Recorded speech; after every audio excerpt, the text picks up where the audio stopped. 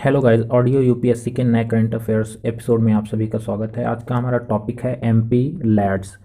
तो अभी हाल ही में बॉम्बे हाई कोर्ट की इस पर एक रूलिंग आई है, मतलब एक वर्डिक्ट आया है, इसलिए ये चर्चा में है। तो चलिए पहले हम कॉन्टेक्स्ट की बात नहीं करते, मतलब कि किस संदर्भ में ये चर्चा में है। पहले हम इस स्कीम की ही बात कर लेते हैं, जिससे आप सभी को ये आइडिया हो जाएगा कि ये स्कीम क्या है, और फिर बात करेंगे कि क्या रूलिंग आई है, तो आपको ज़्यादा सही से समझ में आएगा। तो चलिए पहले स्कीम के बारे में बात करते हैं।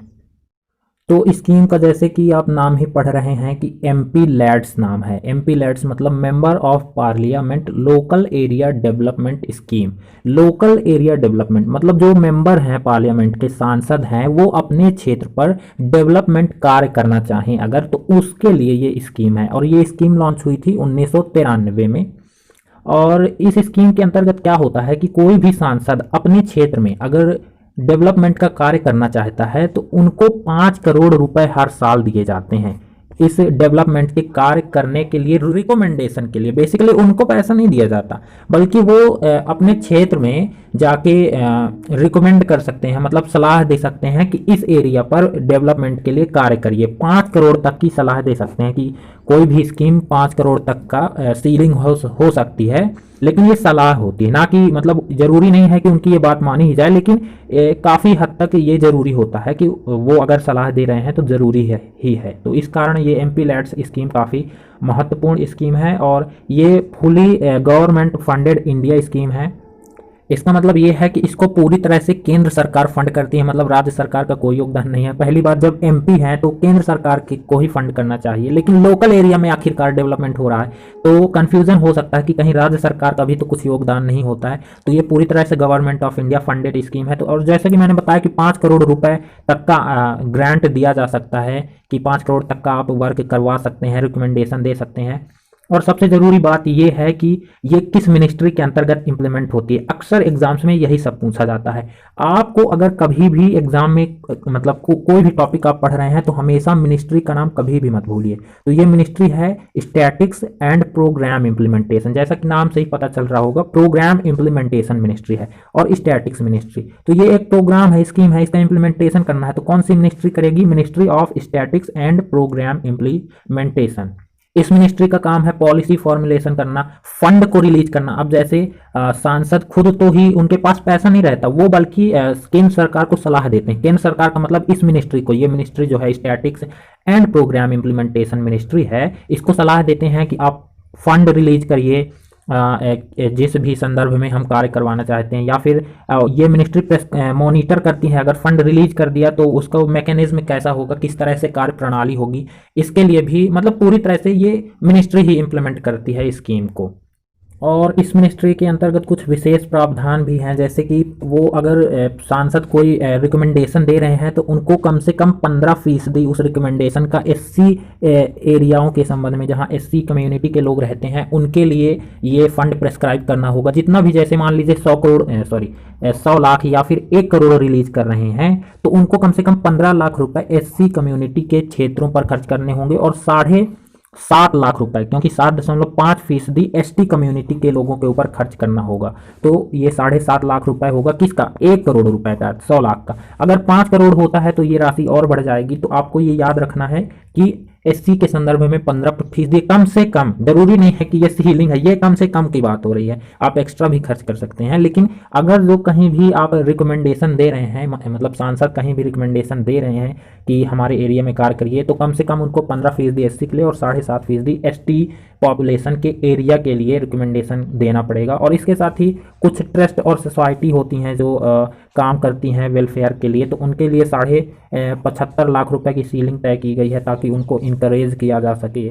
और फंड रिलीज की बात करें तो जैसा कि मैंने क्या बताया, फंड कौन रिलीज करेगा? फंड रिलीज करेगा ministry of statics and programme implementation. और ये फंड किस तरह का होगा? ग्रांट इन एड होगा। ग्रांट इन एड मतलब सीधे अनुदान दे दिया जाएगा। और 5 करोड़ का जो फंड होता है वो 2 इंस्टॉलमेंट्स में आएगा, 2.5 करोड़ के इंस्टॉलमेंट्स में आता है, एक साथ 5 करोड़ नहीं दे दिया जाता। और ये एक नॉन लैप्सेबल स्कीम है। नॉन लैप्सेबल का मतलब होता है ये खर्च खत्म नहीं होगा। मान लीजिए 5 करोड़ जैसे कि एक साल में प्रेस्क्राइब किया गया है और सांसद इनको खर्च नहीं कर पाते हैं, मतलब सांसद इतने अपने पैसे का रिकमेंडेशन नहीं दे पाते हैं, सलाह नहीं दे पाते हैं, तो ये पैसा अगले साल कैरीड फॉरवर्ड हो जाएगा, ना कि ये खत्म हो जाएगा। इसलिए भी ये काफ़ी महत्वपूर्ण स्कीम है। तो इसको आपको याद रखना चाहिए कि ये एक नॉन लैप्सेबल स्कीम है।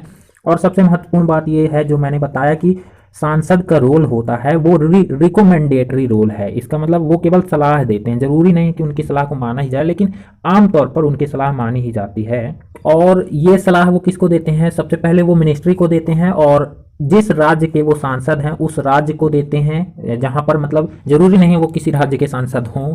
जैसे कि कुछ राज्यसभा के सांसद हैं तो वो तो किसी राज्य के सांसद हैं नहीं, जैसे मान लीजिए नॉमिनेट किया गया तो वो तो किसी मतलब उनके लिए जिस एरिया में वो चाहते हैं उस एरिया के जो राज्य लग रहा है वहां एक कॉपी देना पड़ेगा, मतलब रिकमेंडेशन का देना पड़ेगा, और जिस क्षेत्र में चाहते हैं उधर के डिस्ट्रिक्ट कलेक्टर को देना पड़ेगा।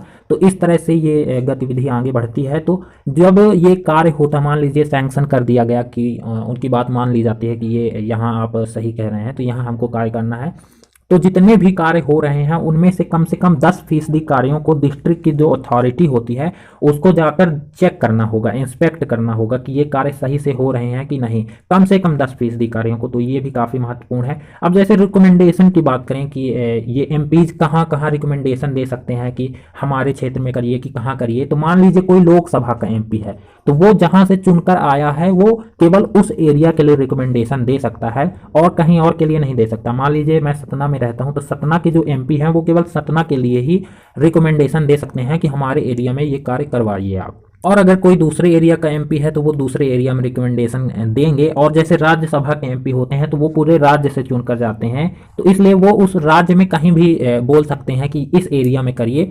और कुछ एमपीज नॉमिनेटेड होते हैं, मतलब नामांकित होते हैं, तो वो तो किसी एरिया के नहीं होते, वो तो ऐसे ही उनको प्रेसिडेंट नामित कर देते हैं। तो इसलिए वो पूरे देश में कहीं भी सलाह दे सकते हैं कि आप इस क्षेत्र में ये रिकमेंडेशन दे सकते हैं कि यहाँ पर कार्य करवाइए, यहाँ पर डेवलपमेंट सही नहीं है। तो चलिए अब बात करते हैं कि ये चर्चा में क्यों है ये एमपी लैड्स स्कीम। तो आप सभी जैसे जानते ही हैं कि इस समय पैंडेमिक है, तो इस वजह से काफ़ी फंड्स की कमी हो रही है। तो सरकार दूसरे फंड्स को पैंडेमिक की तरफ हेल्थ केयर सेक्टर की तरफ डाइवर्ट कर रही है, जिस वजह से अभी अप्रैल में जब पैंडेमिक आई थी तब सरकार ने ये जो एमपी लैड्स स्कीम है इसका पैसा इस पैंडेमिक की तरफ, मतलब हेल्थ केयर सेक्टर की तरफ डाइवर्ट कर दिया था। किस एक्ट के तहत? डिजास्टर मैनेजमेंट एक्ट के तहत। मतलब कि अब सांसद इस पैसे को अपने लोकल एरिया में यूज नहीं कर पाएंगे और उसको केंद्र सरकार ने कहाँ डाइवर्ट कर दिया, मतलब उस पैसे का यूज अब हेल्थ केयर सेक्टर में किया जाएगा। तो इसको किसके, सबसे पहले तो आप इसे याद रखिए कि ये किस एक्ट के तहत किया गया, तो ये डिजास्टर मैनेजमेंट एक्ट के तहत किया गया।